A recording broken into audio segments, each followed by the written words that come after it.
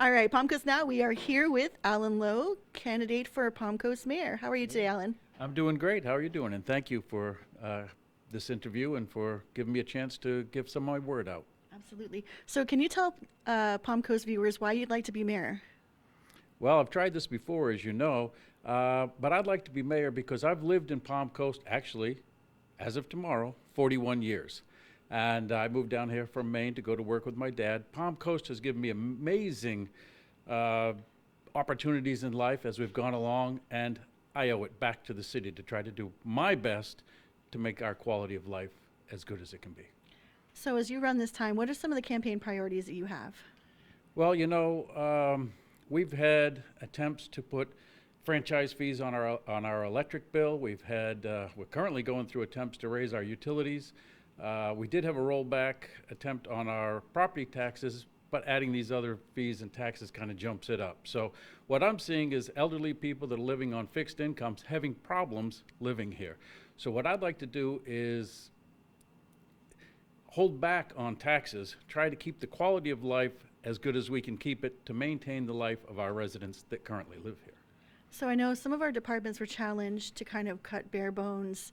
How do we kind of maintain that or even keep the services that we have without going too far into the budgets that's available? Well, some of the things we can do, like I'm a proponent of our amenities and so forth, and some of them have membership fees. Not everybody uses those amenities, but everybody's property taxes kick in to keep most of those amenities alive. So maybe we should increase the membership fees on those that are actually using them. Maybe we could increase impact fees. Impact fees are for the developers for the area that they are impacting. But we have those people that are coming into these developments going outside of them and using the roads that aren't part of it. And we're 30 some odd $million behind in road maintenance now. So what we need to do is perhaps we'll call them voluntary fees, membership fees to different things, increase those fees to decrease other fees. So, do you have any thoughts on the westward expansion and what may be coming down the pipeline? Well, growth is inevitable.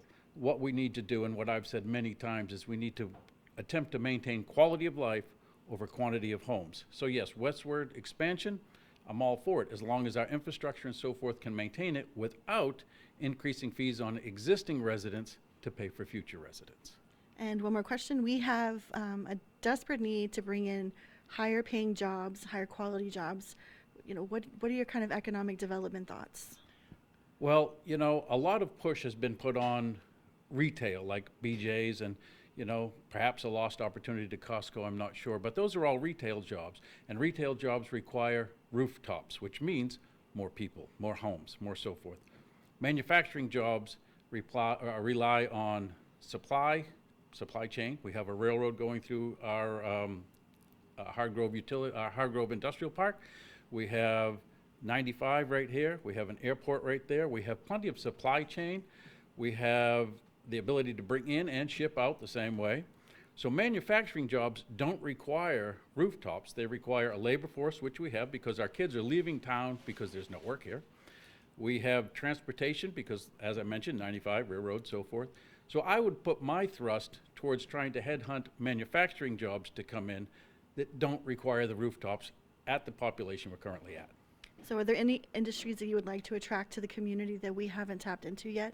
Aerospace. Aerospace is the number one. 90 miles down the road by railroad track is NASA.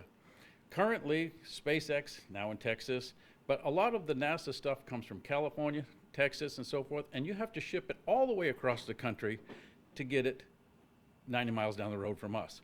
Let's headhunt some of the lower impact manufacturing companies, put them in our industrial park, get CSX to put a spur into, which I've already contacted, into the industrial park and make that happen.